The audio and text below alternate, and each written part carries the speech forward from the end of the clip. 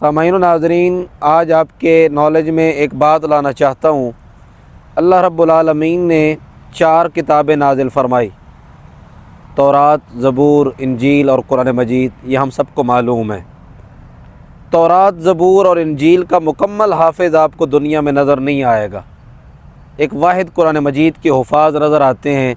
یہ قرآن مجید کا اور صاحب قرآن دونوں کا معجزہ ہے کہ قرآن مجید کو یاد کرنے والے موجود ہیں، اور دنیا کی کوئی کتاب ایسی نہیں ہے جو کسی انسان کو لفظ بلفظ، رکوع برکوع یعنی صفحہ بصفحہ یاد ہو، لیکن ایک واحد قرآن مجید ہے جو حافظ قرآن کو زبر زیر پیش کے ساتھ یاد ہوتا ہے، اور اس میں کوئی غلطی کی گنجائش نہیں ہوتی، اور اگر اس میں کوئی غلطی ہو جائے تو پورا معنی تبدیل ہو کر رہ جاتا ہے۔